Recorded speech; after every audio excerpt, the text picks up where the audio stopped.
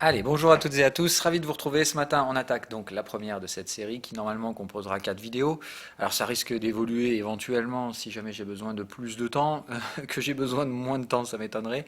Mais normalement, 4, c'est ce sur quoi on va partir. Celle-là est de loin la plus importante, et évidemment celle que vous devez voir en premier. C'est là où je vais parler de tous les avertissements, de toutes les incompatibilités et autres trucs du genre.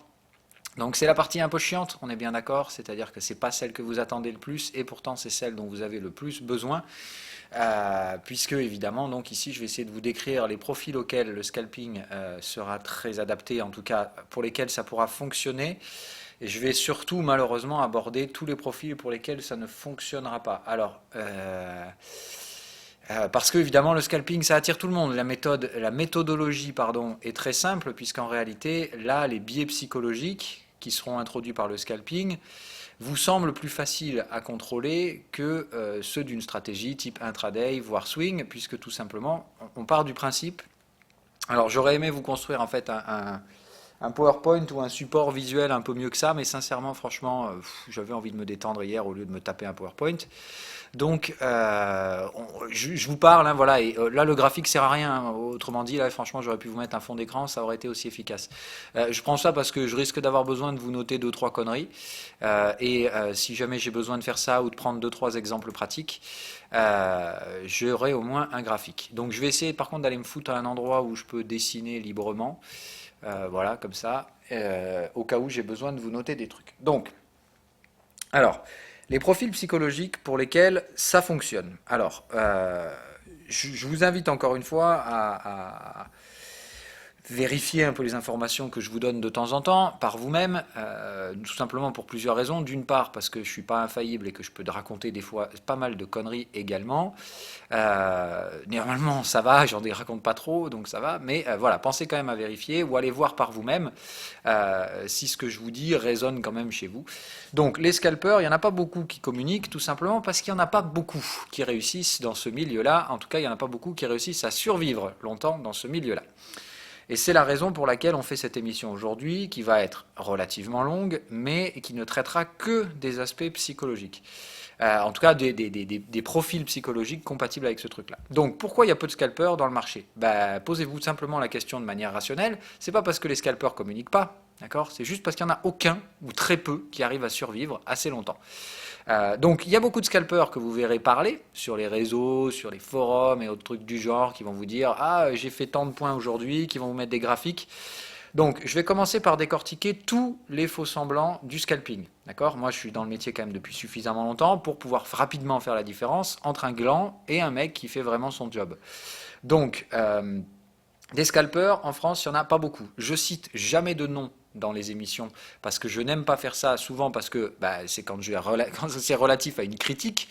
Donc j'aime pas critiquer mes confrères qui font un boulot de merde et j'aime surtout pas citer leur nom parce que je trouve ça passe pas très constructif de vous dire qui fait un boulot de merde. Je préfère vous dire qui fait un bon boulot. Donc là, je vais donner des noms parce que là, on va parler de gens qui font très bien leur travail, de gens sur qui vous pouvez effectivement aller chercher des informations parce que ces mecs-là, au moins, bon, j'en sais rien, encore une fois, je ne suis pas derrière leurs écrans, mais ça fait des années que je les vois. Et je vous dis, je sais reconnaître une psychologie de trader, tout simplement parce qu'on est tous les mêmes. Alors, les scalpers ont une psychologie différente, ça c'est clair. Mais ils ont toujours la même base, voilà, tous les traders sont pareils. Après, il y a des profils qui peuvent faire tel ou tel truc, ou des profils qui vont tendre vers, au contraire, le swing et des trucs du genre. Il faut être conscient que, en réalité, c'est souvent l'inverse de ce que vous pensez qui vous correspond le mieux. Hein. Moi, je vous parle de ça parce qu'évidemment, qu'est-ce que j'ai fait? Comme tout le monde, j'ai commencé par le scalping, parce que c'est facile et compagnie. Voilà. Donc, évidemment, à l'époque, je suis tombé sur les mêmes qui sont toujours là aujourd'hui, hein, qu'on soit d'accord. Benoît Rousseau était déjà là il y a 7-8 ans, hein, il était déjà sur Andlil et compagnie. Donc, voilà, c'est pas un mec qui est sorti du bois il y a 2 semaines pour dire hey, ça y est, je suis scalper et je vends des formations scalping.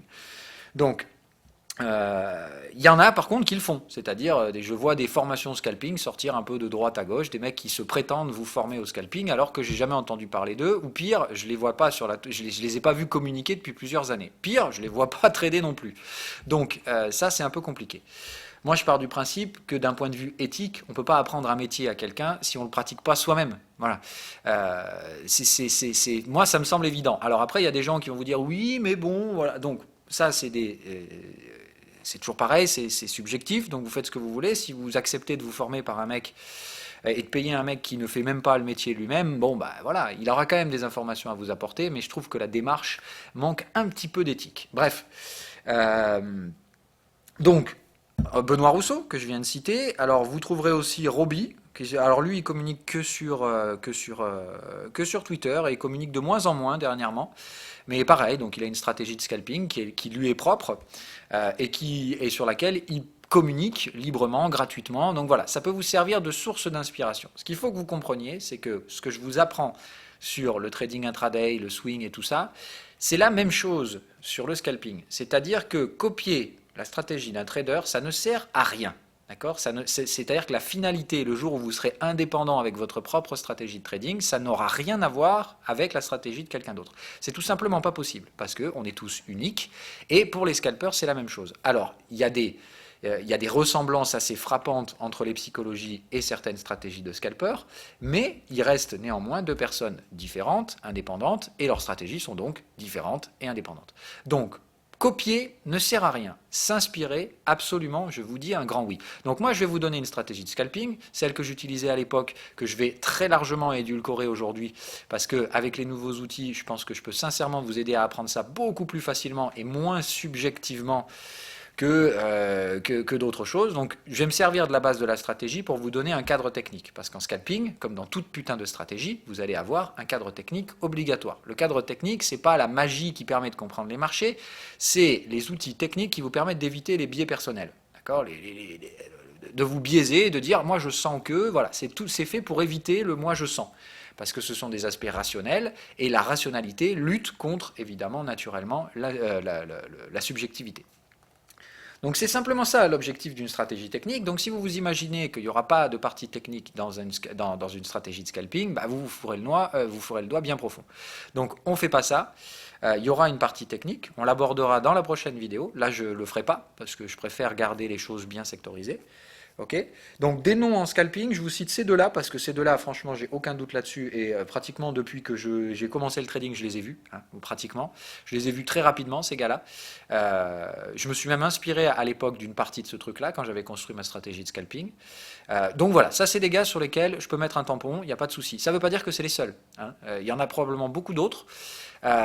Mais soit j'ai jamais eu l'occasion de discuter avec eux, soit je les ai pas vus, mais encore une fois, j'ai pas une connaissance parfaite de tout le milieu de la formation non plus. Des formateurs, il y en a beaucoup trop. Donc voilà. Je vais vous donner par contre 2-3 petites astuces pour détecter les gugus. Alors je ne donne pas de nom, évidemment, comme je vous dis, je préfère vous donner des noms quand il s'agit d'un bon travail, tout simplement parce que c'est la juste récompense de leur travail, de les citer. Par contre, de citer les glands, non, ça je ne fais pas. Par contre, je vais vous apprendre comment repérer les glands assez rapidement, comme on l'avait fait sur comment détecter les faux traders. Donc là, on va faire la même chose, mais sur les scalpers. Alors, quelle est la psychologie d'un scalper? Déjà d'une, je vous dis, regardez Benoît Rousseau, regardez Roby et analysez-les un petit peu par rapport au contenu qu'ils ont et ce qu'ils dégagent. D'accord? Bah, c'est très simple pour moi, ce sont des gens clairement atypiques. C'est-à-dire que vous les croisez dans la rue, vous allez pas les remarquer spécialement ces gens-là, mais si vous discutez avec eux, vous verrez très rapidement qu'ils sont spéciaux, entre guillemets. Bon, tous les traders sont un peu spéciaux, mais vous verrez que ces gens-là ne sont pas, entre guillemets, ça ne veut pas dire pas normaux, hein, ça n'a rien à voir avec ça, mais vous voyez qu'ils ont une psychologie qui est effectivement relativement atypique. Donc, on en revient directement au début, tout ce qui sera mainstream et en scalping, généralement, ça colle pas. Les vrais scalpers ne sont pas des gens typiques. Voilà. Donc, on part directement dans l'atypisme. Donc, évidemment, le scalping, ça concerne très peu de gens parce que ce ne sont que des profils atypiques qui sont visés par ce type de stratégie. Donc déjà, je vous dis, si vous voyez un mec vous débarquer en joli costume, en mode commercial, vous avez tout de suite compris que c'est pas un scalper, je vous le dis direct. Le scalper, c'est plutôt introverti, en termes de psychologie, hein, voilà, donc plutôt introverti, très, comment dire, c'est pas un jugement de valeur, hein, encore une fois, c'est tout simplement, je pense que même si je devais discuter de ça avec Benoît ou avec Roby, ils se reconnaîtraient sans problème. Donc des personnalités plutôt introverties, j'irai pas jusqu'à dire qu'ils sont autistes, mais c'est de la tendance tendance autistique,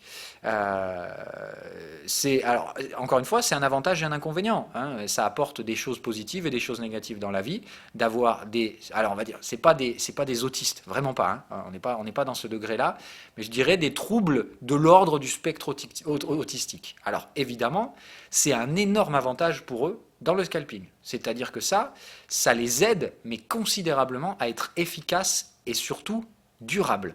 Parce que c'est là, et on va rentrer dans le vif du sujet, que vous verrez tout de suite la différence entre un scalper et un mytho. Parce que des scalpers qui réussissent, il y en a énormément, mais des scalpers qui durent, il y en a très peu. Et c'est là que toute la différence se fait. Parce que moi, ce que j'essaie de vous apprendre ici, c'est pas à réussir à prendre des trades en scalping, parce que ça, tout le monde, théoriquement, peut le faire. Et j'ai même envie de dire, le scalping, il y aura un taux de réussite très élevé. Un scalper, même débutant, aura très rapidement 85% de trades gagnants.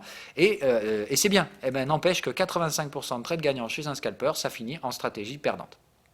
Et oui, et je vous expliquerai tout ça dans la stratégie technique derrière, on en parlera. En scalping, 85%, c'est le niveau à partir duquel vous allez commencer à devenir positif.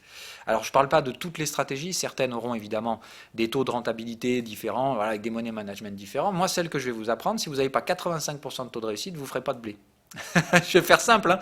Donc vous allez avoir beaucoup plus raison que vous n'aurez tort, mais par contre, si vous avez tort plus de 15% du temps, bah, vous ne serez pas profitable. Voilà. Donc, évidemment, d'un point de vue humain, ça va vous satisfaire d'avoir raison plus souvent que vous avez tort, mais encore une fois, l'important en trading, c'est pas d'avoir raison ni d'avoir tort, c'est de prendre du blé. Et de le faire avec le moins de risques possible, et surtout d'être conscient que des risques sont parfois cachés. Et c'est là tout le problème du scalping. Parce que ça paraît facile, et en plus de ça, 85% de taux de réussite, c'est génial. Quand vous voyez un mec vous parler de scalping, vous vous dites tout de suite, putain, mais pourquoi je me fais chier à faire de l'intraday? C'est relou, c'est vraiment chiant. Le mec, je le vois, il prend une décision en 2 minutes, il récupère son gain 2 minutes plus tard maximum. Putain, c'est easy comparé à ce que je me tape en intraday, quoi. C'est ce que vous pensez tous, qu'on soit d'accord. Dès que vous avez vu travailler un scalper, soit parce qu'il a fait un peu de live, soit parce qu'il vous montre ses rendements à la fin de la journée, vous vous dites, putain, mais c'est trop facile comparé à ce que je me tape. Réfléchissez une seconde. Qu'est-ce que je vous apprends dans le PDF, dans la... C'est pas facile ce putain de métier. S'il y a très peu de gens qui réussissent, c'est pas pour rien. C'est parce que tout simplement, ça n'est pas facile. Et tout ce qui est facile, ça cache surtout des risques. Donc le principe, c'est de vous dire, plus c'est facile, plus les risques sont cachés. Donc, qu'est-ce qui se passe quand les risques sont cachés? Ça ne veut pas forcément dire que vous allez vous les prendre dans la gueule dès le premier jour, mais par contre, lorsque vous allez lancer le dé 20, 30, 40 fois par jour, prendre 40 trades, au bout d'un moment, même un petit risque caché, un vice caché, vous allez vous le prendre dans la gueule tôt ou tard. Et sincèrement, j'aime autant vous dire que les risques en scalping, avec les leviers qui sont appliqués sur les comptes et sur les tailles de position, ça fait très vite un gros trou dans le compte. Donc, je vais être très honnête avec vous. Pourquoi vous ne voyez que très peu de scalpers durer longtemps dans le marché? Soit c'est parce qu'ils se prennent un gadin et ils comprennent que c'est pas fait pour eux et ils vont commencer à faire de l'intraday, d'accord, commencer à sortir de ce truc-là, mais ils auront eu une porte d'entrée via le scalping. C'est exactement ce que j'ai fait moi. C'est-à-dire que moi, j'ai pris des gadins en scalping à la fin, puis j'ai compris que c'était pas fait pour moi, que j'arriverais pas à durer à long terme sur ce truc-là, et tout simplement, je me suis mis à faire de l'intraday derrière. Moi, j'ai eu la chance de survivre, heureusement, c'est-à-dire que les gadins que j'ai pris, ils m'ont pas cramé le compte, mais il y en a énormément à qui ça arrive. Hein, on est bien d'accord, c'est un peu la roulette russe. Le jour où vous prenez un truc que vous n'avez pas vu venir, si en plus de ça, vous réagissez comme une merde derrière, ça va augmenter la perte. Si en plus de ça, vous rentrez en déni, vous allez juste cramer le compte, et ça va très très vite en scalping. Donc, ce dernier aspect est très important. Un bon scalper n'est pas un mec qui fait des gains en scalping. Un bon scalper est un mec qui fait des gains en scalping depuis des années.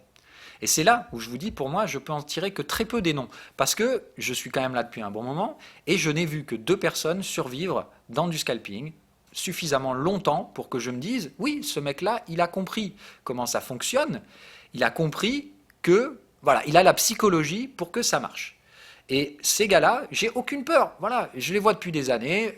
Benoît, de temps en temps, il se prend des gadins, comme tout le monde, voilà, parce qu'il expérimente des trucs et il se prend une claque, mais il revient tout de suite sur son centre de gravité. Et 2 jours après, hop, il est de nouveau au boulot, il retravaille, et il fait quoi? Il refait tout le temps la même chose. Et c'est cette chose-là qui est très difficile à faire pour un être humain.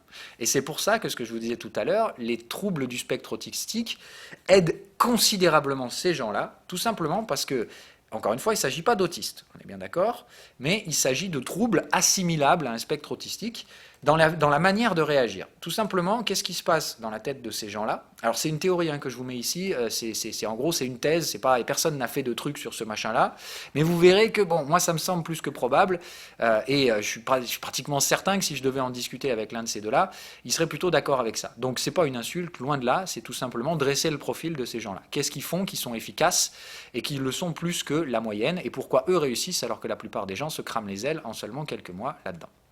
Donc le trouble du spectre autistique, qu'est-ce que ça fait? Tout simplement, ça fait que dès que vous quittez votre zone de confort, mécaniquement parlant, ça crée un niveau de stress tellement élevé que vous y revenez mécaniquement. C'est-à-dire c'est comme une protection naturelle qui fait que dès que vous n'avez pas la sensation de confort, que vous retrouvez dans un cadre très strict, mais que vous êtes capable d'appliquer de manière robotisée, quasi robotisée, c'est là où en fait vous devenez réellement efficient. Parce qu'un scalper, en fait, lui, c'est quoi qui va faire la différence entre un bon scalper et un mauvais scalper? C'est que le bon scalper, lui, il est très rapidement capable de ressentir quand il sort du cadre de sa stratégie. Très rapidement, dès qu'il en sort, il y a comme un mécanisme naturel qui le ramène vers son centre de gravité, ce qui fait que quand il commet un peu des conneries, très rapidement, il coupe et il revient sur son centre de gravité. Ça, c'est l'erreur qui fait que la plupart des scalpers n'y arrivent pas. Tout simplement parce qu'un beau jour, vous serez un peu fatigué, ou un peu machin, ou un peu énervé parce qu'un tel vous a cassé les couilles, ou Dieu sait quoi. La vie, tout simplement, va faire en sorte que vous allez faire des conneries. Vous ne serez pas toujours dans un état émotionnel compatible avec le scalping, et si un jour vous faites une connerie, ça fait très mal. C'est ça qu'il faut que vous compreniez. Donc pourquoi les mecs qui ont des spectres du trouble autistique sont plus efficaces que les autres? Tout simplement parce qu'ils reviennent très rapidement sur leurs pattes quand ils font une connerie. Alors que vous allez expérimenter un peu, voir jusqu'où vous pouvez aller, lutter ou rentrer en déni de la perte et des trucs comme ça. Et évidemment, il y a des jours où ça passe, vous luttez un petit peu et puis hop, c'est bon, le marché revient dans votre sens, vous arrivez à prendre un petit gain au lieu de vous prendre un gros gadin. Et un beau jour, ça ne reviendra pas. Et quand ça ne reviendra pas, vous allez vous cramer 30% du compte en une journée ou un truc comme ça, et ça va vous faire très mal. Et si le lendemain, en plus de ça, vous revenez dans le même état d'esprit merdique, vous allez vous reprendre 30% le lendemain, vous faites ça 3 jours de suite, il n'y a plus de compte. On est bien d'accord? Donc c'est ça le problème. Les scalpers qui réussissent sur les réseaux sociaux, pardon, mais c'est bullshit. Et ces gars-là, j'en ai rarement vu tenir plus de 6 mois, 1 an, tout simplement parce que ce que je vous ai dit avant leur tombe sur la gueule. Ces gars-là disparaissent parce que, d'une part, ils ont pris souvent un gros gadin et qu'ils vont pas... Ils vont pas aller sur les réseaux pour dire bon, j'ai cramé mon compte, au revoir les gars, merci.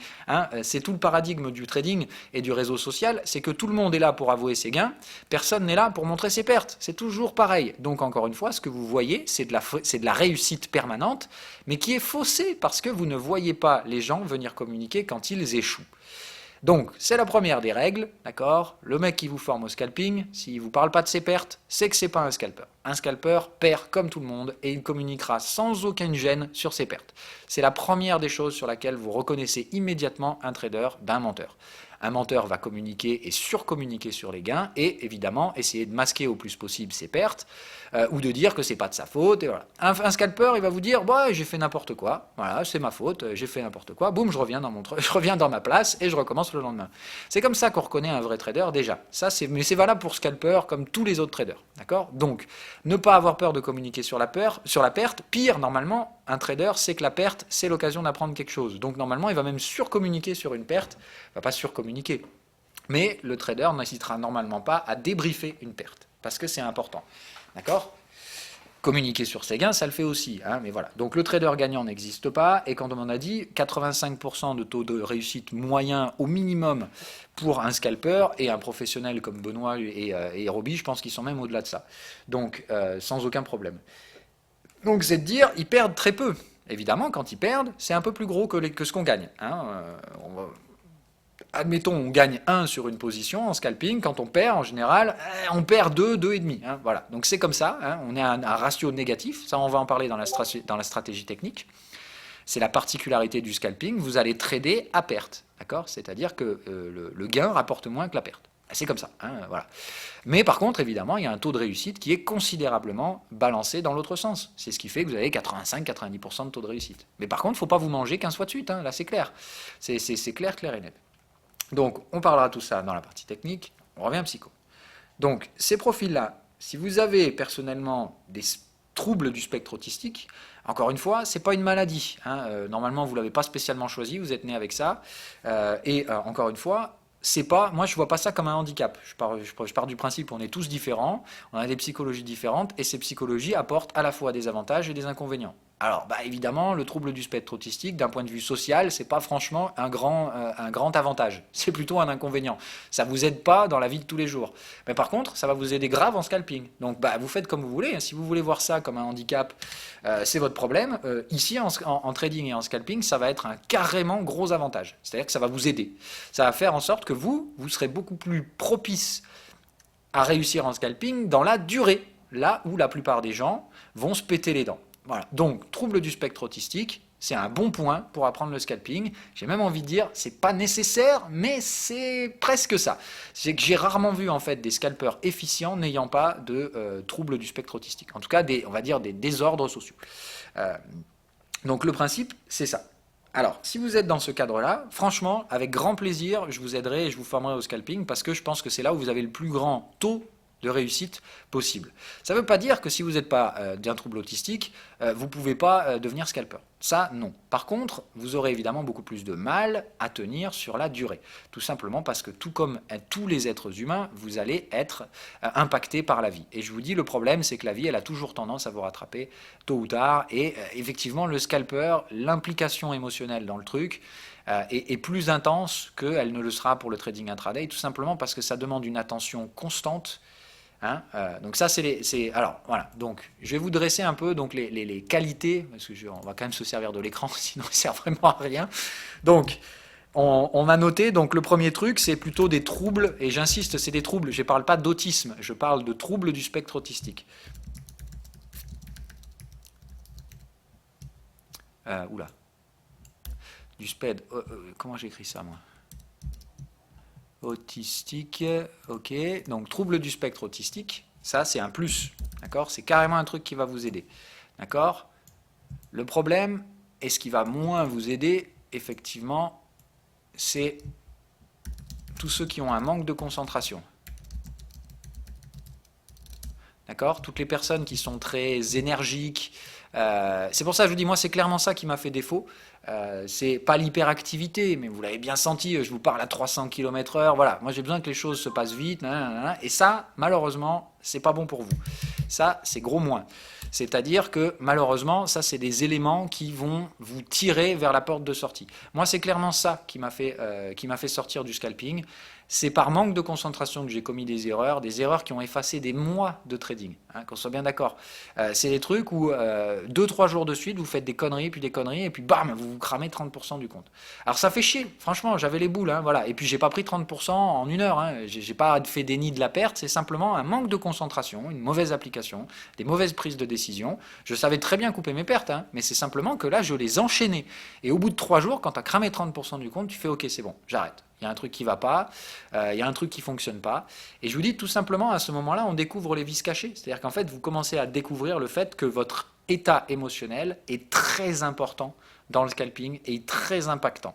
C'est-à-dire que vous avez beau maîtriser votre stratégie, à ce stade-là, moi j'en faisais déjà depuis plus d'1 an, donc je maîtrisais clairement bien mon truc, je faisais pas de conneries, j'avais des gains extrêmement réguliers, et voilà, arrive le moment où t'es pas bien dans ta tronche pour faire ça, et tu fais des bêtises, et en réalité, à ce moment-là, je pouvais même pas m'en rendre compte en fait. C'est-à-dire que c'était complètement fou, j'avais objectivement parlant devant moi toutes les informations pour ne pas faire et ne pas prendre les décisions que je prenais, et je les prenais quand même. C'est-à-dire que j'étais auto-persuadé à l'instant présent que j'appliquais ma stratégie et que tout se passait bien, alors que, à froid, objectivement parlant, rien ne me permettait de faire ce que je faisais. D'accord? Donc c'était des purs biais émotionnels qui étaient induits par mon état psychologique à ce moment-là. Et sérieusement, j'étais pas non plus à la dérive. C'était juste un gros coup de mou, et ça m'a tué le compte en seulement 3 jours. Donc derrière, c'était pas con, hein, tu as commencé à avoir un peu d'expérience, tu te dis bon, j'ai cramé 30%, je viens d'effacer 2 mois de boulot, ça commence sérieusement à me casser les couilles, donc là il y a quelque chose qui va pas. Donc c'est à ce moment-là où on réfléchit, et c'est à ce moment-là où très sincèrement j'en suis arrivé à la conclusion que c'était pas possible.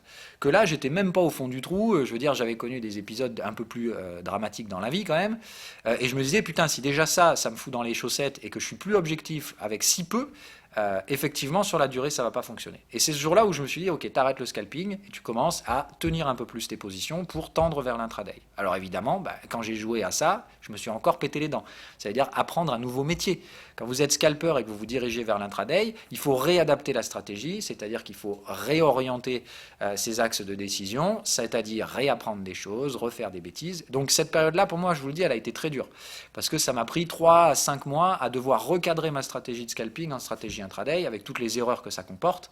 À ce moment-là, sincèrement, je n'ai pas à rattraper mes pertes. Ça m'a pris quasiment 6 mois pour réussir à rattraper les 30% de pertes et me remettre dans un schéma repositif. Donc il y a toujours pareil. Il faut vous dire, si vous partez sur le scalping, alors que ce n'est pas fait pour vous, je n'ai pas dit que vous réussiriez pas. Vous réussirez probablement, mais c'est sur la durée que ça va poser un problème. Et sur la durée, en fait, si vous réfléchissiez efficient, c'est-à-dire si vous pensez toujours quel est l'objectif réel final que vous recherchez. C'est ça, c'est le but de cette émission, c'est de vous faire comprendre que pour la plupart d'entre vous, c'est irrésistiblement attractif, le scalping. Et ça va vous plaire. Et c'est facile, enfin c'est facile, non c'est pas facile, mais l'application est tellement facile que ça va correspondre à tout le monde. Vous voyez ce que je veux dire? Tout le monde est à l'aise dans le scalping au début. C'est dans la durée que la différence se fait. Et si votre objectif c'est de gagner de l'argent durablement, c'est-à-dire ce que j'essaie de vous apprendre à faire ici, de devenir autonome et surtout de pouvoir imaginer que ce que vous faites, vous pouvez le faire sur des durées de 5, 10, 15 ans, c'est-à-dire que vous pouvez construire une vie autour de ça. Si vous commencez par le scalping alors que ce n'est pas fait pour vous, vous perdrez du temps. On est d'accord? En fait, comprenez bien que tout ce que je vous dis au début, c'est vraiment pour en arriver à cette conclusion-là. Le scalping, vous allez réussir au début, probablement, si vous êtes formé, on va dire, convenablement. Parce que c'est facile. Par contre, il y a des choses qui se passent dans votre tête à vous, et pas dans la stratégie que vous allez appliquer, qui vont faire que vous allez altérer cette application de la stratégie. C'est là où, évidemment, les troubles du spectre autistique sont extrêmement avantagés, parce qu'ils vont très rapidement voir quand ça part en couille, et ils vont pouvoir recentrer la chose. Vous ne pourrez pas le faire. Moi, j'ai pas pu le faire, et pourtant, je suis pas débile, et je m'en sortais très bien avant, et le pire, moi, quand je me suis formé au scalping, on était un groupe de potes. On était 4 à faire ça sur Skype. Ça nous a aidé d'ailleurs à éviter de faire des billets personnels. C'est-à-dire que comme on construisait les stratégies à 4, il y en avait toujours un pour dire « Attends, non, là, on ne peut pas faire ci, pas faire ça. » Donc, on avait nos propres garde-fous par le fait d'être plusieurs. Donc, on évitait les billets d'analyse personnelle. Ça ne nous empêchait pas de faire des conneries quand même, qu'on est bien d'accord. Il y a toujours des erreurs statistiques. Parfois, vous respectez toutes les règles, et puis le marché, il vous en fume, et puis c'est tout. Il avait décidé de faire autrement, et vous ne cherchez pas à pleurer, vous prenez votre perte, et basta, quoi. Donc, on était déjà dans un cadre très particulier et très favorable. Et pourtant, tous les 4, on se prenait des gadins. D'accord? Tous les 4, on se prenait des trucs. Il n'y avait aucun problème. Et tous les 4, il n'y en a pas un seul qui est resté scalper à la fin. Et pourtant, on était bons. On était efficace dans notre travail, on écartait tous les biais personnels, on faisait tout pour réduire les risques, et pourtant, il n'y en a pas un de nous qui est resté scalper. Posez-vous la question. Voilà. Est-ce que c'est qu'on n'était pas bon? Je ne pense pas que ce soit ça. Est-ce qu'on n'était pas fait pour ça? Sincèrement, aujourd'hui, avec le recul, je vous le dis, j'ai aucune honte à vous le dire, j'étais pas fait pour ça, clairement pas. Et j'avais pas la psychologie pour le faire, tout simplement parce que moi j'avais des gros aspects négatifs pour la durée. Ça m'empêchait pas d'être efficace au début, ça m'a pas empêché de durer pendant 1 an, et pourtant, j'aurais jamais pu, aujourd'hui, si je m'étais accroché au scalping, être là où j'en suis. Tout simplement, j'aurais pas duré, je pense. J'aurais pas pu tenir sur la durée en scalping. Donc j'ai pris probablement la meilleure décision à ce moment-là, refaire de l'intraday. Je me suis rendu compte que l'intraday, c'était pas pour moi non plus avec le temps. Aujourd'hui, je suis à ma place. Je pense que le swing, c'est ce dont j'avais besoin. Et pourtant, c'est pas du tout ce qui m'attirait à l'époque.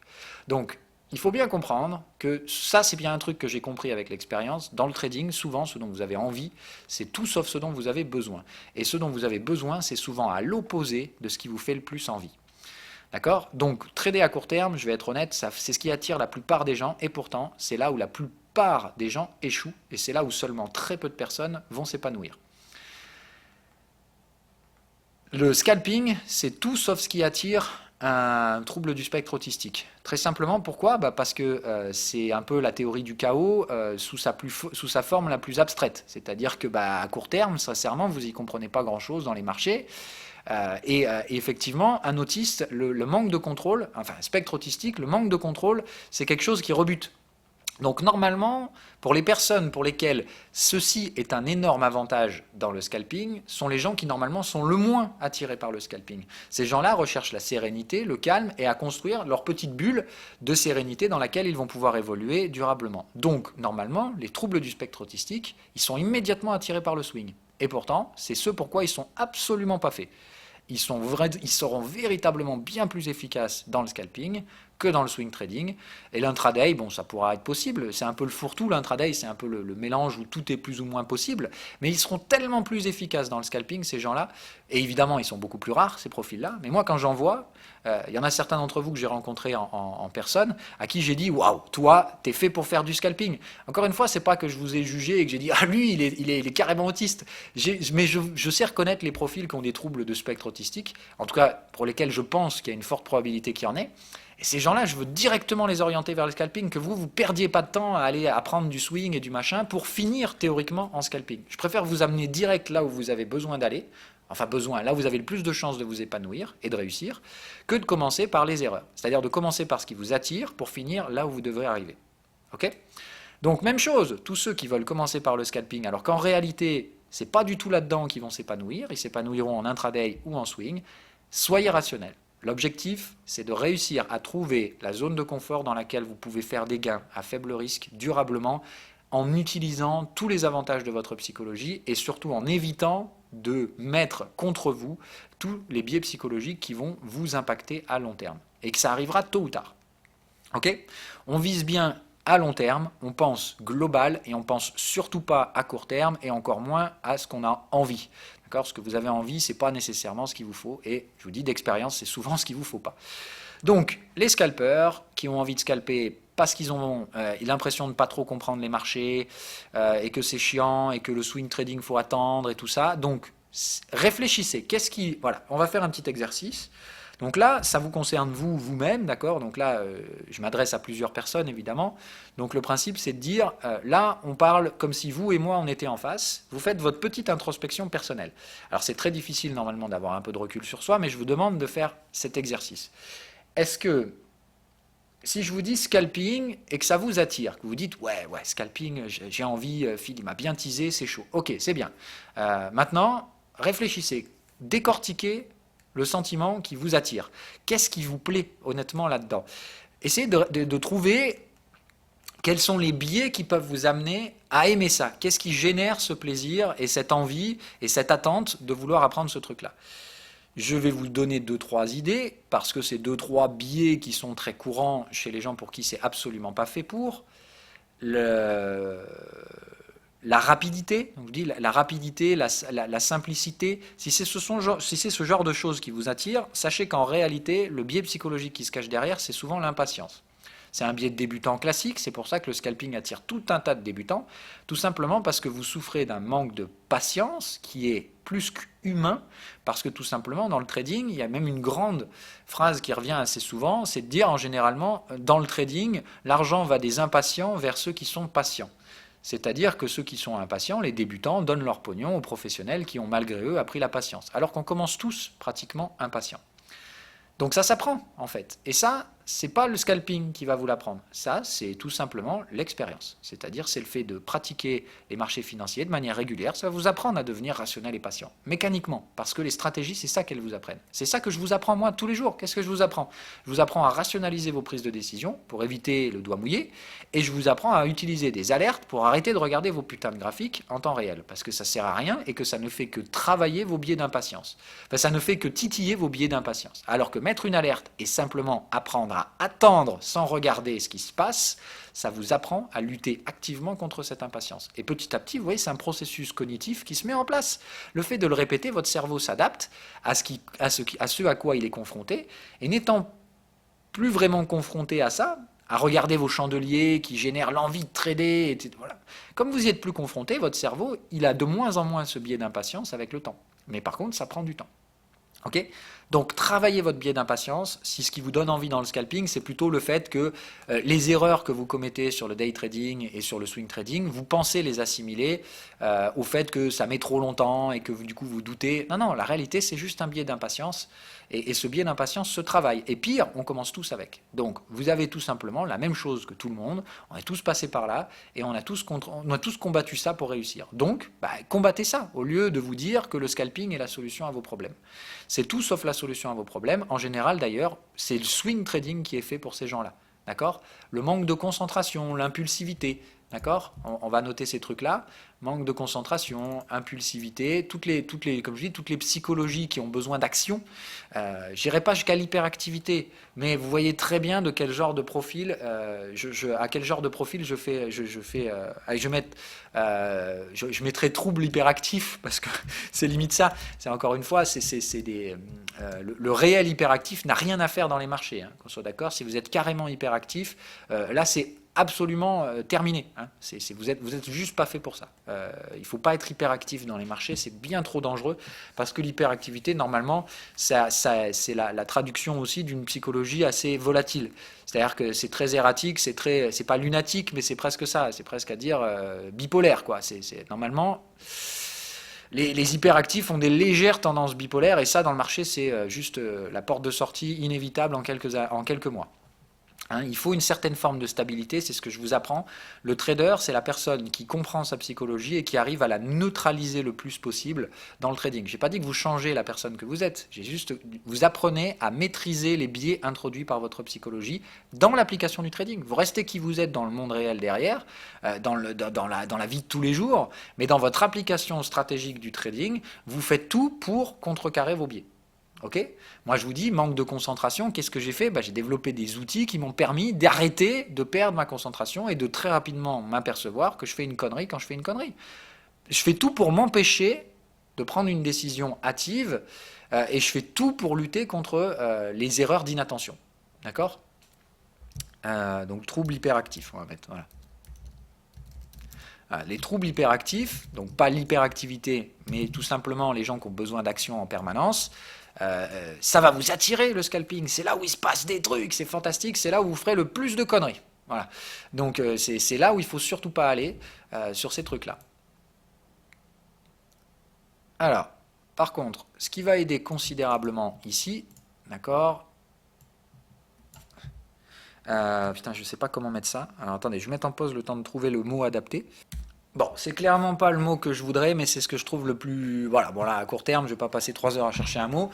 Mais bon, voilà, les personnalités qui sont fortement dominantes, ça, c'est un énorme problème avec le scalping. Donc, je préfère faire simple, d'accord? On en parlait tout à l'heure, quels sont les profils qui sont probablement des faux traders, scalpers, ou en tout cas des mecs qui n'arriveront pas à durer longtemps dans ces domaines-là. Un mec très injonctif, très dominant, voilà, le mec qui est au-dessus de vous et qui vous le montre bien. Ces gars-là, ils réussissent généralement pas longtemps. Tout simplement parce que, alors bon, j'irai pas jusqu'à dire c'est 6 mois, voilà, c'est pas le truc le plus impactant d'un point de vue négatif, mais effectivement, si vous avez une personnalité très fortement dominante, ça aide pas. D'accord? Ça, je l'ai clairement remarqué. Au contraire, en général, les personnalités plutôt soumises, légèrement soumises, hein, j'ai pas dit fortement soumises, et encore une fois, c'est pas, voilà, c'est pas un truc de sadomaso, hein, on s'en fout, c'est juste savoir quelle personnalité et profil psychologique vous avez. Est-ce que d'un point de vue relation sociale, vous êtes plutôt dans la dominance, dans la soumission ou dans l'assertivité, hein? L'assertivité, c'est toujours le mélange des deux. Normalement, ça, vous l'avez, si vous avez lu le PDF, vous avez compris un peu ce que sont ces trucs-là. Donc, les personnalités fortement soumises, elles ne seront pas attirées par le scalping, d'accord? Mais voilà, donc, pas fortement... Alors... Ok... Merde, pardon, donc ça c'est positif. Okay. Donc tout simplement parce que effectivement le problème c'est que ces personnalités-là sont pas trop attirées parce qu'effectivement le scalping c'est effrayant et ces gens-là en généralement vont avoir besoin d'une personnalité forte, dominante avec eux pour les accompagner. Moi ce que je vous apprends c'est toujours pareil, l'indépendance. Donc au début c'est pas gênant, vous allez avoir besoin de quelqu'un sur lequel vous reposez, que ce soit moi, n'importe qui, mais voilà, il vous faudra effectivement un guide pour rentrer dans votre métier futur, et évidemment après il faudra apprendre à vous en séparer. Donc le plus dur pour les personnalités soumises, c'est pas d'apprendre, parce que vous allez mécaniquement être attiré par une personnalité dominante ou assertive qui va jouer le rôle dans lequel vous allez vous retrouver, on va dire, dans votre bain naturel, dans votre sentiment naturel, vous allez vous sentir à votre place quand vous apprenez, et vous allez boire les informations, mais il ne faut pas oublier que le but c'est de finir indépendant. Il ne faut surtout jamais, quand on a une personnalité soumise, rester sous l'emprise d'un dominant en permanence, parce que sinon vous n'êtes plus indépendant en fait. Vous n'allez pas pouvoir trader seul sans cette dominance. Donc l'objectif c'est d'être indépendant. Donc pour ces personnalités qui sont un peu soumises, ok, pour avoir quelqu'un qui vous forme au début, que ce soit moi, n'importe qui d'autre, je m'en fous sincèrement, mais il faut que vous appreniez à vous en détacher, et ça, ce sera le plus dur à faire pour vous. Voilà. Mais il ne faudra pas oublier cette étape-là. Par contre, la personnalité légèrement soumise, je l'ai vu pour avoir étudié un peu ces personnalités-là, ont effectivement un avantage sur les autres. Je ne saurais pas vraiment l'expliquer ni trouver le lien cognitif rationnel là derrière. Peut-être qu'un psychologue de métier pourra expliquer un peu pourquoi ici ces biais-là sont favorables à l'apprentissage du scalping, enfin à la pratique long terme d'un scalping. Voilà. Moi, j'ai juste remarqué que toutes les personnes qui avaient un profil un peu dominant, alors les assertifs réussissent bien. Moi, je suis plutôt assertif. Et effectivement, on réussit bien, mais on aura toujours du mal un peu sur la durée. Il y a d'autres profils assertifs que j'avais remarqués, comme par exemple Caroline Domanine, celle à qui je dois beaucoup de mes apprentissages psychologiques. Et effectivement, elle avait un profil plutôt assertif également, et le scalping, elle avait très bien réussi à évoluer là-dedans, mais Caro, comme tous les autres, hop, comme moi, ça a duré un an et demi, pas plus, et bim, au revoir. Tout simplement parce que on n'est pas fait pour durer là-dedans.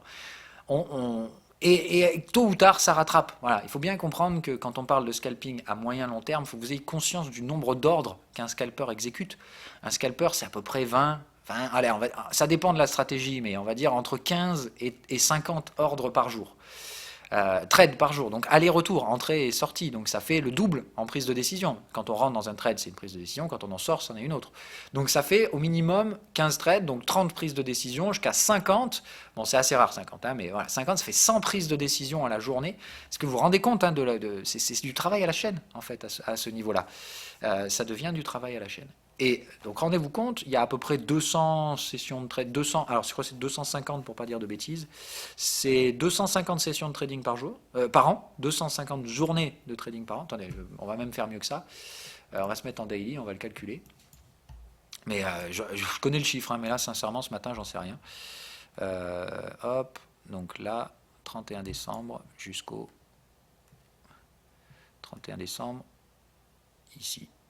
Ça nous fait 250 bars, donc il y a 255 journées de trading, c'était à peu près ça. Ça dépend des années, évidemment, il y a 250 journées de trading. Dites-vous que de ces 250 journées de trading, vous allez prendre, donc, comme on l'a dit, entre 30 et 50 décisions.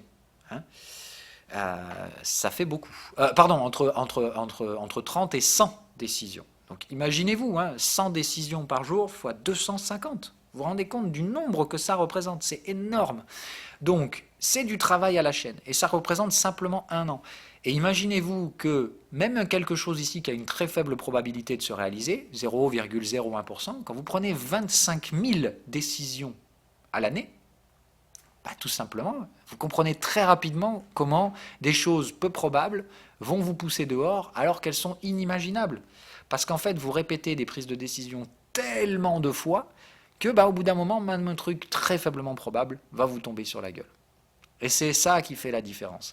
Les petits biais psychologiques, ces petits plus, ces petits moins, sur un trade, sur une prise de décision, ça n'a aucune importance.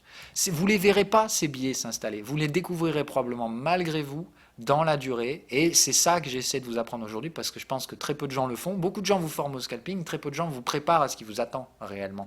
Alors que c'est ça, je pense, l'intérêt aujourd'hui, c'est de faire comprendre que tout le monde peut faire du scalping, très peu de gens peuvent le faire longtemps. Et comme votre objectif, c'est d'atteindre un trading non risqué et durable, la plupart des gens vont perdre un temps fou là-dedans.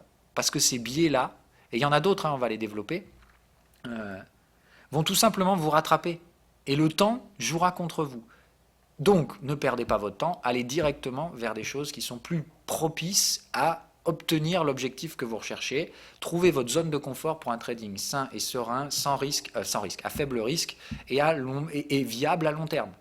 Votre psychologie, elle a une zone de confort, pas 50. Vous devez finir dans cette zone de confort. Si comme moi, vous mettez un temps fou à l'atteindre, moi c'est un truc de fou, j'ai perdu 6 ans en fait. J'aurais pu apprendre tout ce que j'ai pu. Aujourd'hui, je suis à ma place. Voilà, je peux vous le dire, je le sais. Après, je me suis tapé tout. C'est-à-dire que moi, j'ai commencé à l'opposé. Je me suis tapé tout le chemin que j'espère que vous serez capable d'éviter pour pas perdre ce temps fou que j'ai perdu là-dedans. À apprendre le scalping, puis passer par l'intraday pour finir en swing, alors qu'au final, j'aurais dû commencer par faire du swing, travailler sur mes biais d'impatience. Qu'est-ce qui nous fait le Bitcoin? Ah, bah, ça y est, il passe les 8000. On verra ça plus tard. Bref. Donc c'est bien de comprendre ça, ok? J'aurais pu gagner un temps fou si j'avais pas perdu un an et demi à faire du scalping, puis pareil, 2 ans à faire de l'intraday pour au final me diriger petit à petit vers le swing. Et au final, je l'ai fait au gré de la vie, c'est-à-dire que je me suis dit, bon, il faut aller faire du swing parce que tu as un enfant maintenant, il faut arrêter les conneries, tu vas être moins efficace en intraday, donc va direct sur le swing. En fait, putain, mais j'aurais dû commencer par ça et j'aurais gagné un temps fou. Donc, moi, c'est la leçon que j'ai apprise de l'expérience. J'étais fortement attiré par le scalping comme par un aimant. Et c'est tout sauf ce dont j'avais besoin. J'ai perdu un temps fou et je sais que pour la plupart, vous avez ces mêmes biais. Vous vous sentez attiré par ce truc-là et compagnie. Vous allez y perdre un temps incroyable. D'accord? Donc, évitez, même si ça vous attire, même si ça vous fait envie et que vous avez quelconque de ces biais-là, négatifs, et surtout si vous n'avez pas au moins un des deux biais positifs, vous allez franchement dans le mur. Donc je vous le dis direct, déjà, tous les gens qui ont des personnalités un peu dominantes, voilà, vous jouez un rôle dominant dans la société, vous imposez vos visions au lieu de subir les visions des autres, et ben, tout simplement, si vous êtes dans ce rôle-là, le scalping, c'est pas fait pour vous. Ça, vous réussirez peut-être au début, vous arriverez à prendre un peu de pognon, aucun souci. Mais ça ne durera pas à long terme, donc vous perdez du temps. Donc vous prenez probablement des décisions qui pourraient être plus rationnelles, selon moi, si votre objectif est d'atteindre cet objectif-là, donc du trading safe à long terme. Donc réfléchissez bien à ça. Maintenant, je vais essayer de trouver d'autres biais là. Ça, c'est vraiment les principaux. Hein. Donc je dirais, c'est vraiment les choses qui impactent le plus. Hein, d'accord? Donc tous les hyperactifs là, au revoir, direct. C'est même pas la peine d'y penser. Ceux qui ont des légers manques de concentration. Un manque de concentration, j'essaie de réfléchir à un exemple qui pourrait vous le marquer.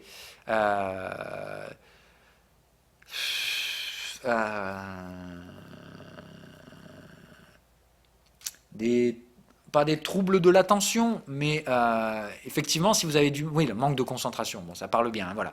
Moi, je vous le dis clairement, à l'école, c'était insupportable.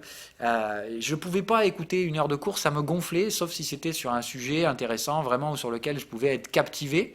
Et il fallait que le prof soit vraiment captivant et intéressant, ce qui n'était pas le cas de tous les profs, ce qui fait que je me faisais chier comme un rat mort sur les bancs de l'école. Mais j'avais un avantage, c'est que j'avais une très très bonne mémoire malgré moi. C'est-à-dire que j'écoutais pas en cours, mais putain, quand le contrôle arrivait, je me souvenais de tout ce qui avait été dit, je sais pas comment ni pourquoi, bon, chacun a des mémoires différentes. Mais bon, voilà, donc moi j'ai eu cette chance-là, ce qui fait que j'étais pas trop mauvais à l'école, alors que j'avais un niveau de concentration absolument zéro. Voilà. Donc moi, effectivement, le manque de concentration, ça a clairement joué contre moi. C'est ça, moi, qui m'a poussé dehors, je vous l'ai dit. Donc, et vous voyez, même un truc qui n'est pas très impactant, j'ai mis que 3 mois, ça a mis 1 an pour me foutre dehors. Voilà. 1 an où ça a bien fonctionné et derrière j'ai compris que c'était pas fait pour moi. Donc gagner ce temps-là. Même chose, hein, voilà. Donc l'hyperactif, ça mettra probablement pas plus de quelques mois à vous foutre dehors. Les personnalités dominantes, probablement pareil, 1 an, ça va vous pousser dehors parce que votre sentiment de dominance va vous pousser à quoi? Évidemment à la lutte. Quand vous allez échouer, et même si vous n'échouez que 5-10% du temps, c'est-à-dire on a dit 25 000 trades, 25 000 prises de décision à l'année à peu près. Bon, je prends la fourchette haute, hein, mais voilà. Donc 25 000 prises de décision, 10% de taux d'erreur, d'accord, on va dire 90% de trades gagnants, 10% de trades de décision en perte. Donc le principe est de dire 10% de 25 000, ça fait quand même 2500. Hein, rendez-vous compte quand même du truc. Donc ça fait 2500 fois vous allez être confronté à l'échec. Pour une personnalité dominante, je suis navré de vous le dire, mais 2500, vous allez forcément lutter à un moment donné. Parce que ce jour-là, vous êtes fatigué, ou Dieu sait quoi, dans la vie, ce jour-là, vous pousser à enfreindre des règles, va introduire des biais personnels de lecture, de lutte, qui font que vous allez avoir tort et vous allez décider que vous n'avez pas tort. Et ce jour-là, vous allez prendre très très cher. Je vous le dis direct. Alors le scalping, là on va utiliser un graphique, d'accord. Le principe c'est que le scalping, comme on a dit, c'est basé sur deux aspects techniques principaux qu'on développera dans la prochaine émission. Un trading à ratio gain-perte négatif, c'est-à-dire que vous risquez plus que ce que vous allez gagner. Alors ça oui, bah évidemment, comment on compense ça? Il faut un très fort taux de réussite. Mais évidemment, il ne faut pas non plus que le ratio se déséquilibre. D'un côté, vous avez 85% de taux de réussite, d'accord. De l'autre côté, vous avez un ratio gain-perte négatif. J'ai dit c'est de l'ordre de 2 pour 1, c'est-à-dire de 1 pour 2, c'est-à-dire vous gagnez 1 et vous perdez 2. Mais si vous augmentez considérablement ce ratio, c'est-à-dire si pour gagner 1, vous risquez 5 ou 6, voire 10, et je vous dis, le jour où vous allez lutter, c'est pas du 1 pour 10, c'est théoriquement, vous allez vous habituer à gagner 3-4 ticks, d'accord. Parce que moi, la stratégie que je vous apprends, elle vise à gagner ça à peu près, entre 4 et 5 ticks sur le S&P 500. Si vous vous amusez à lutter, le S&P 500, vous savez combien il se décale dans une journée? Bon, il va vous faire, allez, le S&P peut faire sans problème, on va regarder l'amplitude moyenne d'une journée. Voilà, c'est ici, bon, je vous le dis parce que moi c'est ça que j'utilisais, alors c'est vrai qu'on est un peu plus volatile aujourd'hui. Moi j'utilisais 20 points, voilà, vous voyez, c'est plutôt de l'ordre de 30, hein, donc 30 sur une bougie moyenne. Enfin, on n'a qu'à mettre un ATR en fait, hein, voilà, normalement c'est comme ça qu'on le voit. D'ailleurs c'est le premier truc que je vous apprendrai après. Donc un ATR à 50 périodes. Voilà, là on est, bon, 35 points. Donc, vous voyez, c'est quand même considérable, hein, la volatilité a considérablement augmenté sur le S&P. Donc 30 points sur une journée. C'est 4 ticks pour un point. Hein. Un tick, c'est 0,25 sur le S&P 500. Donc c'est 30 x 4, c'est 120. D'accord. Ça, c'est ce que ça balaye d'amplitude sur une journée. C'est-à-dire que si vous luttez sur un scalp, mais que bon, à la fin de la journée, votre lutte s'arrête, vous avez lutté contre le marché, et à la clôture du marché, vous respectez vos règles, qui est que vous devez être liquide tous les soirs, 120, d'accord, 120 pour 5. Vous captez un peu le ratio, ça fait que là, vous risquez, vous espérez gagner 1, mais vous risquez 22, enfin vous avez risqué 22 à 23 fois ce montant, parce que ce jour-là, vous avez juste lutté un peu contre le marché. Là, vous vous rendez compte que même avec un ratio de 90% de gain, vous êtes largement dans le rouge. Okay, donc il faut bien comprendre ce truc-là. Et ça, c'est simplement si vous avez lutté en intraday, mais que vous avez quand même respecté la règle de dire « je reste pas overnight », blablabla. Vous verrez qu'une personnalité dominante, un beau jour, elle va dire « non, non, c'est pas grave, j'ai eu tort, mais je sens que demain ça va remonter, donc je fais un overnight ». Voilà, ce jour-là, je fais un overnight. Le lendemain, qu'est-ce qui se passe? Gap baissier de 30 points, bim, c'est reparti. Là, vous êtes complètement, vous l'avez dans le cul. Et en pire que ça, à ce moment-là, vous allez éventuellement rentrer dans le déni, c'est-à-dire, bon, bah, c'est pas grave, maintenant, j'en fais un intraday plus qui va durer quelques jours. Et là, vous finissez, soit c'est la fin du compte, c'est-à-dire vous y passez littéralement toute votre marge de trading sur le compte, c'est le margin call, au revoir, merci. Soit tout simplement vous ne faites que creuser la perte jusqu'au jour où vous vous dites ok c'est bon je me réveille, là j'ai fait n'importe quoi, j'ai 30% du compte qui s'envole, c'est terminé, voilà, je ne vais pas risquer 30% du compte sur une position.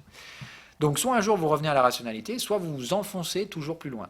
Et il faut bien comprendre que plus vous êtes débutant, plus c'est facile de lutter, plus c'est facile de sombrer en fait dans ces biais spéculatifs, dans ces biais naturels de traders débutants. La lutte, voilà, la lutte, la fuite, le déni, tous ces trucs-là, vous allez très rapidement rentrer dedans parce que vous manquez d'expérience, vous manquez de recul sur le déclenchement de ces émotions irrationnelles, de ces stress irrationnels. Si vous êtes un peu plus expérimenté, super. Mais donc du coup, ici on va en rajouter un immédiatement, d'accord? Vous êtes débutant, tout simplement. Si vous êtes débutant dans le trading, c'est la porte de sortie la plus facile à prendre, de venir faire du scalping. Débutant dans le trading en scalping, voilà, moi je recommande toujours pour que quelqu'un s'oriente vers le scalping qu'il est déjà bien évolué autour du marché, qu'il soit déjà un peu formé, qu'il ait déjà compris un peu et qu'il ait déjà un peu de recul sur ses émotions. Et surtout, bah, voilà, là on va aller encore le plus loin, d'accord? Tout ce qui est émotif, tout ce qui est personnalité extrêmement émotif, les personnes qui sont hypersensibles, d'accord? L'hypersensibilité, c'est juste au revoir, quoi. Okay, l'hypersensibilité, là, c'est tous les moins possibles du monde. Si vous êtes hypersensible, vous avez bien compris le truc. Ça veut dire que vous avez naturellement, un manque de recul sur vos émotions, un manque de contrôle sur ces dernières. Je n'ai jamais dit qu'on contrôlait ses émotions, hein, le mot est bien trop stupide. Mais voilà, vous avez bien moins de contrôle en tout cas que la moyenne en étant hypersensible. Voilà, l'hypersensibilité en scalping, c'est juste mais terminé. Okay, toutes les personnes qui sont très sensorielles, des trucs comme ça, non, voilà. Tôt ou tard, ça va vous rattraper, ça va vous faire très très mal. Donc ça, vous oubliez, mais direct de chez direct. Donc, on va essayer de trouver des plus quand même, hein, parce que j'ai mis beaucoup de moins, mais il y a quand même des choses qui vont vous aider. D'accord. Donc, comme on l'a dit, moi, de ce que j'ai remarqué chez les profils de scalpers durables, et comme je vous dis, malheureusement, c'est qu'ils ne sont pas nombreux, donc c'est vrai que pour dresser des profils, c'est assez compliqué. C'est plus dresser en fait des profils qui échouent, parce que des gens qui échouent en scalping, il y en a beaucoup plus que des gens qui réussissent. Je vais essayer de réfléchir à un autre aspect positif. Ah, tiens, il y a d'autres trucs auxquels je pense là. Voilà. Donc, dans les aspects positifs, la méditation. C'est-à-dire que très sincèrement, si vous êtes adepte de la méditation, ça va vous aider mais énormément dans le scalping. Parce que tout simplement, si votre cerveau est habitué justement à être capable de prendre un recul sur tous les aspects émotionnels et tout ça, ce qui est un peu le but de la méditation, là sincèrement, ça va clairement vous aider. Je pense même pratiquement encore plus que les troubles du spectre autistique, puisque ça en gros c'est un biais naturel qui va introduire une stabilité émotionnelle. Ça c'est un biais actif, c'est-à-dire que vous agissez concrètement sur vos relations émotionnelles avec le monde. Et là, ça effectivement, la méditation, je pense que c'est quelque chose qui favorise. Donc les gens qui ont une tendance naturelle, soit à méditer, soit les gens qui le font de manière récurrente, et tout ça, ça va vous aider. C'est-à-dire que c'est un biais qui va vous aider à être meilleur en scalping dans la durée. Ça ne veut pas dire que si vous êtes dans la méditation, vous devez faire du scalping. Encore une fois, là on parle de biais psychologiques et de comportements et de biais comportementaux qui vont vous rendre plus efficace dans le scalping que les autres, et vous permettre de durer plus facilement dans le temps. Et les arts martiaux. Alors ça, bon, celui-là est un peu tiré par les cheveux, et je vais faire très simple, hein, c'est tout simplement, ça c'est, je salue Roby, mais voilà, Roby fait du Qigong, je crois, ou un truc comme ça. Mais c'est vrai que dans la psychologie, je fais le lien très rapidement, effectivement, les gens qui font de l'art martial, je parle pas de le mec qui va faire son cours de tai chi une fois par semaine, je parle les personnes réellement impliquées dans ce truc-là, qui sont passionnés d'arts martiaux, ça va vous aider, encore une fois, parce que là aussi, ce qu'on vous apprend, c'est le contrôle. Je veux dire, tout ce qui va être justement karaté, plutôt voilà, arts martiaux, allez, Chine et des trucs comme ça, tout ce qui est vraiment orienté sur le contrôle du geste et le contrôle de la personne, et voilà, et tous ces trucs-là. Alors je vous parle pas évidemment de la boxe et de trucs comme ça, où le but c'est, bon, la boxe, c'est aussi intéressant dans la mesure et dans l'apprentissage de la mesure, mais bon, en général, la boxe, c'est surtout les mecs qui y vont pour taper et se défouler. Donc là, on n'est pas du tout dans l'objectif, hein, qu'on soit bien d'accord. Ceux qui ont envie de se défouler, en scalping, c'est pareil. Ça, c'est un gros moins. Hein. Ça, c'est absolument pas... ça fonctionnera pas. Ça, c'est plutôt le biais personnalité dominante. Mais voilà, l'art martial dans le but du contrôle, donc tout ce qui va, voilà, tout ce qui est karaté, tai chi, qigong, toutes les choses, comme je vous dis, type yoga qui vont se rapprocher de la méditation, tous ces trucs-là, ça va clairement vous aider. Parce que ce que vous apprenez, ou ce que vous avez appris dans ces activités-là, dans vos comportements au jour le jour dans la vie, ça va vous apporter un recul qui va considérablement vous aider à durer en trading. Ok ? Donc, là, ici, j'ai essayé un peu d'équilibrer. C'est surtout pour dire, on avait mis beaucoup de moins, je voulais rajouter un peu de plus. Voilà. Donc, mettez vos petits moins, mettez vos petits plus. C'est pas une liste exhaustive, bien entendu. Il y a probablement d'autres choses. Mais c'est pour vous mettre un peu sur la voie, que vous compreniez un petit peu quelles sont les choses qui vont vous aider dans ce métier-là, quelles sont les choses qui vont plutôt vous tirer vers le bas. Si les choses vous tirent plutôt vers le bas, malheureusement, je pense sincèrement, alors vous pouvez toujours compenser, hein, qu'on soit bien d'accord, rien n'est impossible. C'est pas parce que vous avez des troubles de concentration que vous ne pourrez pas compenser un truc comme ça. Mais si vous êtes hypersensible, avec des troubles de la concentration, que vous avez une tendance hyperactive, voilà, bon, ça fonctionne pas. Pareil, si vous êtes dominant, débutant, ça marche pas. Si vous êtes, je sais pas, voilà, c'est des trucs comme ça. Parce que vous allez très difficilement pouvoir contrebalancer. Et puis de toute façon, ici, il y a des choses qui ne fonctionnent pas ensemble. Les personnalités dominantes détestent la méditation, ils n'ont rien à foutre, généralement ça ne les attire pas. Mais encore une fois, attention, les personnalités dominantes qui font des arts martiaux, ça peut vous aider. Hein. Là, moi, j'ai une personne en tête directe de dominante qui fait des arts martiaux. Alors, je suis trop pas de nom, j'aime pas faire ça, mais je pense qu'il se reconnaîtra d'ailleurs quand je vais dire ça. Et voilà, ça par exemple, c'est un biais négatif qui est compensé par un biais négatif d'un biais positif d'intensité relativement similaire. Ce qui fait que dans ce cas-là, même une personnalité dominante pourra réussir à faire du scalping, en tout cas à compenser l'aspect négatif de sa personnalité dominante, par le contrôle qu'il aura appris à travers les arts martiaux. Voilà. Donc c'est des trucs comme ça. Comprendre que rien n'est jamais, c'est comme dans la gestion du risque. C'est jamais tout blanc, c'est jamais tout noir, c'est que des petits plus par-ci. Il y a des choses qui augmentent votre risque et qui donc à long terme finiront par vous démonter. Et il y a des choses qui vont réduire ce risque et qui font qu'à long terme vous serez bien plus efficace que les autres. En fait, quoi qu'il arrive, on retombe toujours sur les mêmes trucs. Si vous commencez à capter et à percevoir les nuances de gris et les niveaux de risque, c'est là où vous commencez à piger comment je raisonne, comment tous les traders raisonnent.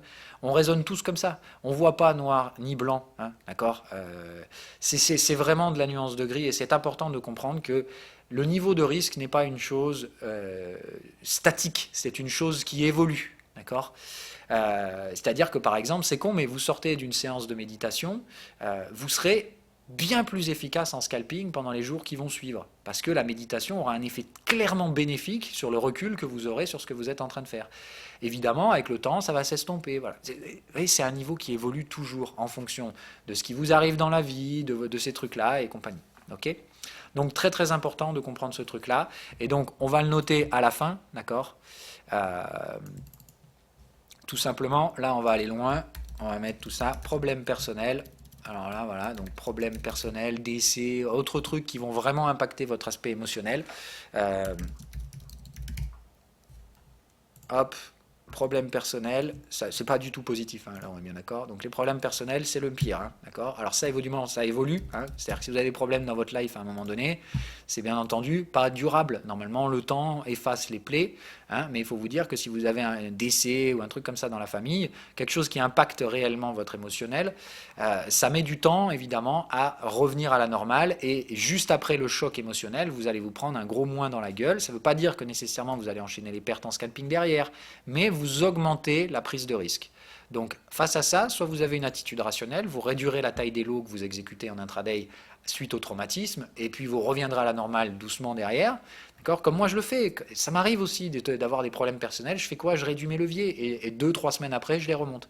Mais ça, il faut que vous ayez mécaniquement ce sentiment-là, parce qu'en scalping, en fait, la moindre erreur coûte beaucoup plus cher, du fait des leviers engagés, et tout simplement des ratios gain-perte. Ça multipliera très rapidement les pertes. Il faut bien comprendre un truc. Le levier, d'accord, ça multiplie les gains comme les pertes. Partons d'un levier simple, comme on a dit, un levier adapté, avec un ratio gain-perte de 1 pour 2, bon ben voilà, c'est bien. Maintenant, si vous doublez ce levier, c'est-à-dire vous commencez à avoir un levier un peu inadapté, ça fait 2 pour 4.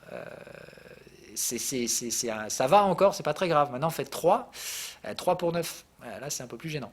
Donc là, il faut commencer à se dire, il y a quelque chose qui fait chier. Voilà. C'est-à-dire que vous multipliez évidemment beaucoup plus fortement les pertes après derrière, et ça a un effet un peu parabolique et boule de neige. Donc il faut faire très très très attention à ça. Ok ? C'est un peu quasiment, bon alors normalement c'est proportionnel, mais vous verrez qu'en fait l'impact émotionnel et les leviers sur la perte, ça a plutôt un effet parabolique, c'est-à-dire que c'est au carré en fait. Donc c'est vraiment ce que je vous dis, c'est plutôt 1, 2, 2, 4, 3, 9, et ainsi de suite, 4, 16. Donc en fait, plus vous utilisez des leviers ou plus les biais émotionnels impacteront une amplitude émotionnelle forte, plus en réalité vous allez carrément paraboliser le montant de vos pertes. Et c'est là où ça devient très très dangereux. Parce que la marge de profitabilité en scalping est très faible. Ça, on le verra dans la stratégie technique dans la prochaine émission. On va s'arrêter ici. Donc, problème personnel. Et ici, évidemment, qu'est-ce que je voulais marquer? Je ne sais plus.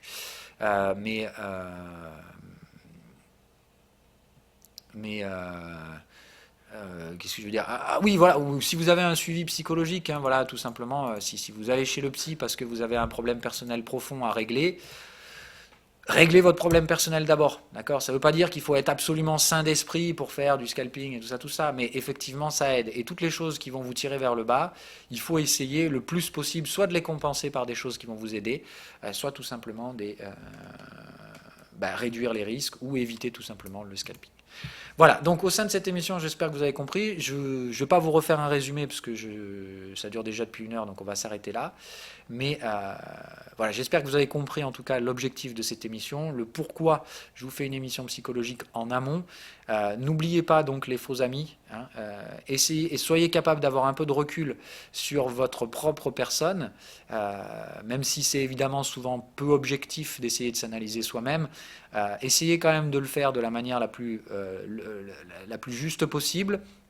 Et donc soyez conscient que si vous avez beaucoup de biais négatifs, malheureusement, il faudra éviter le scalping. Et si vous vous sentez clairement attiré par ça à cause des biais d'impatience, comme on l'a dit, c'est juste normal. L'impatience se travaille. Et normalement, si vous évoluez avec un professionnel, en quelques, allez, on va dire 3 à 6 mois, normalement, l'apprentissage de la stratégie technique visera à compenser tous ces biais d'impatience. C'est ce que je vous dis, moi normalement, au bout de 6 mois chez moi, grand max, vous aurez compris la stratégie, vous serez capable de l'appliquer sans grande peine. Et normalement, l'application de la stratégie de manière récurrente fait que les biais d'impatience, vous les aurez naturellement détruits, soit par l'utilisation des alertes et tout ça, mais en tout cas, cette impatience maladive du débutant, normalement, vous la perdrez assez rapidement. Et à ce stade-là, voilà, le scalping vous attirera autant que pas grand chose. Enfin, vous attirera pas plus que ça, parce que tout simplement, c'est pas votre biais d'impatience qui vous tire vers le scalping, pensant que c'est là où vous allez résoudre ces problèmes de manière facile. La seule chose et la seule façon de réduire l'impatience, c'est de pratiquer le trading de manière rationnelle dans le cadre d'une stratégie, et vous verrez que naturellement parlant, tout ça se détruit, en tout cas devient beaucoup moins impactant dans votre trading. Voilà. Allez, je vous souhaite à toutes et à tous une bonne journée et on se retrouve demain pour faire de l'intraday. On verra ce qu'on peut faire sur les indices américains qui baissent ce matin en plus de la journée d'hier. Donc on est bien installé dedans et tout se passe bien pour l'instant. Je vois que le gold remonte pour me satisfaire aussi également. Voilà, et l'eurodoll, donc bref, enfin, tous les scénarios se déroulent plus ou moins pas trop mal. Encore une fois, pas de magie, hein, c'est du travail. Moi, je vous dis, je me réveille tous les matins, je ne sais pas du tout ce que je vais trouver en face de moi. Je sais juste que normalement, dans la tendance, dans la durée, je récupère du pognon. Et il m'a fallu des années pour faire ça, et encore une fois, il fallait que j'arrive au swing. C'est depuis les dernières années, et depuis que je vais dans le swing, que toutes les choses que j'ai apprises dans les dernières années se sont considérablement alignées dans le bon sens, et que pas ma compréhension du trading, encore une fois, pas ma compréhension du marché, mais ma compréhension du trading s'est carrément affûtée au fil des dernières années. Ceux qui me connaissent depuis 4 ans, quand je faisais encore de l'intraday et tout ça, et que je commençais à peine à communiquer sur les réseaux, 4-5 ans maintenant, plutôt 5 même d'ailleurs, oui. Ces gens-là qui étaient là à l'époque, qu'ils sont toujours, il y en a certains qui sont encore là, alors évidemment ils sont peu nombreux, il y en a beaucoup qui se sont fait la malle dans 5 ans, mais voilà, ceux qui sont encore là se rappelleront évidemment que voilà, quand je communiquais à l'époque, c'était clairement pas bien organisé dans ma tête comme ça l'est aujourd'hui et tout ça, voilà, c'est parce que j'ai trouvé ma place, tout simplement, et tout le monde le sait, quand on se forme au trading, il y a un moment donné où on trouve sa place. Moi je sais qu'aujourd'hui je suis à ma place et j'en bougerai pas, mais voilà, comme je vous dis, il a fallu que je me tape tout d'abord. Alors, moi, j'ai perdu un temps considérable, mais aujourd'hui, c'est une force. C'est-à-dire que cette perte de temps, j'en ai fait quelque chose de fort. J'en ai fait quelque chose de positif. C'est-à-dire que j'aurais jamais prévu faire ça aujourd'hui, mais cet avantage-là, d'être passé par toutes les étapes du marché, pour finir au final que la dernière soit la bonne, il a fallu me taper toutes les autres avant. Et il me reste encore 2-3 trucs, hein. Vous voyez que le stock picking ça m'intéresse, même si c'est pas vraiment fait pour moi, ça m'intéresse quand même parce que j'essaie de vous transmettre ces informations et que j'apprends les choses beaucoup plus vite. J'ai la chance d'être autodidacte, donc évidemment moi j'ai perdu du temps, mais je suis probablement allé beaucoup plus vite que la moyenne, c'est-à-dire que je vous dis, moi il m'a déjà fallu 5 ans à peu près, 5-6 ans pour m'orienter dans ma zone de confort. Imaginez-vous le truc, si vous n'êtes pas autodidacte, vous pouvez facilement multiplier ce temps-là par au moins 1,5 voire 2. C'est-à-dire que si vous vous amusez, si réellement vous êtes fait pour du swing et que vous amusez à faire scalping intraday pour finir en swing, vous risquez d'y passer 15 ans. Est-ce que la vie vous permettra de faire ça pendant 15 ans? C'est pas garanti. Voilà. Donc, encore une fois, soyez rationnel, essayez toujours de viser cet objectif qui est de trouver cette zone de confort. Toute perturbation ou perte de temps intermédiaire sont des choix souvent irrationnels qui vaudrait mieux éviter. Et en tout cas, voilà, c'est là où je pense que moi, je peux vous apprendre quelque chose du recul que j'ai aujourd'hui sur ma propre formation et du recul que j'ai sur la formation des autres, parce que je ne m'analyse pas tout seul, je regarde évidemment ce qui se passe chez les autres, et j'ai retrouvé ces mêmes biais. On est tous au final attirés, enfin tous, la majorité des gens sont attirés par ce qui leur correspond le moins. Donc essayez d'avoir un peu de recul sur ce qui vous attire pour éviter tout simplement d'y perdre un temps fou et de vous focaliser sur l'essentiel, ce fameux objectif. Bye bye.